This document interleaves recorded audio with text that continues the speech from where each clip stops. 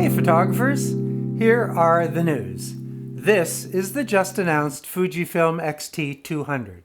It upgrades the X-T100 with better autofocus, improved video, and a fully articulated LCD. This is a pre-production unit. This video was recorded before the official announcement, and this video is a preview. I'll be posting a full review with more detail, samples, and hands-on demos soon. Now, while I like the articulation, it's the screen that's impressive. It's bright and it's sharp. 1,000 candelas or nits bright. It's 9 centimeters diagonal, 16 by 9 aspect, and covers nearly the entire back. Just room for a couple of keys and a joystick. More buttons aren't needed as it's fully touch-enabled, and that includes the menu. Press the menu key and then touch the screen to slide through the pages, tap to change a setting, tap to select an option. That also works for the settings menu overlay and for the Q menu.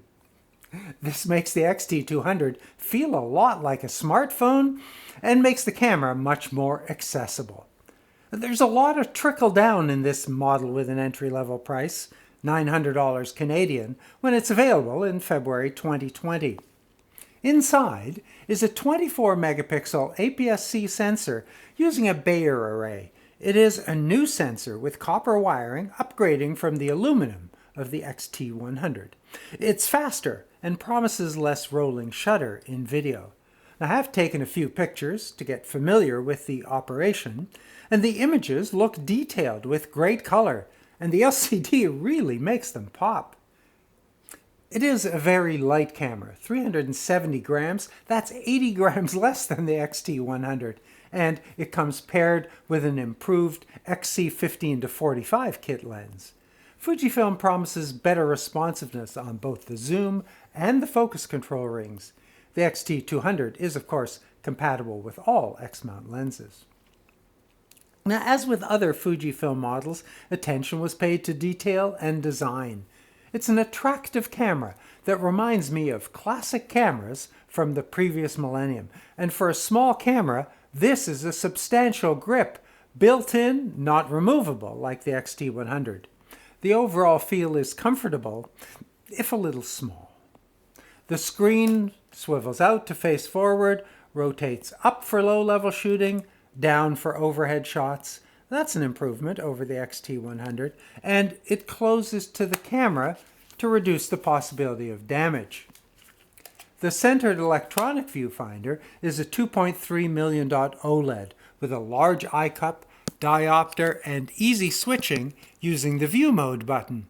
The LCD works as a touchpad while shooting with the viewfinder. The two labeled buttons to the left of the viewfinder, drive mode and review. And then there are two unlabeled buttons on the right. By default, the overlay settings menu and the focus lock. Then, 4 dials across the top. So on the left, a context-sensitive dial that selects timer options in auto modes, film simulation in program, aperture, shutter, and manual, and select scenes and filters in those modes. Now, beside the dial, what looks like an analog film advance lever opens the onboard flash. Then on the right, the mode dial, which includes a video position. A dial around the shutter, which, along with the 4th dial, adjusts aperture and shutter in the manual, aperture, and shutter modes. The touch swipe functions, they're no more.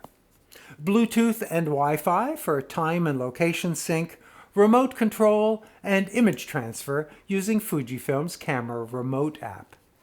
Mic in, a standard 3.5mm port, enabling the use of any mic without an adapter. And then on the other side, USB-C and micro HDMI. A nice accessory, a USB-C headphone adapter is included and designed not to get in the way. Fujifilm says that 100% of the screen is covered with phase detect AF points, 425 points in total, face and eye detector available. Now, in the media briefing demo, Focus seems impressive. I'll do a detailed test in the review. ISO goes up to 12,800, extended to 51,200, burst up to 8 frames per second. But the 4K burst and focus modes from the X-T100 are no more. Video goes up to 4K 30, limited to 15 minutes per clip. HD clips up to 30. As on other models, video settings are independent of stills, but there's no movie silent mode for independent exposure. 4K video records without a crop.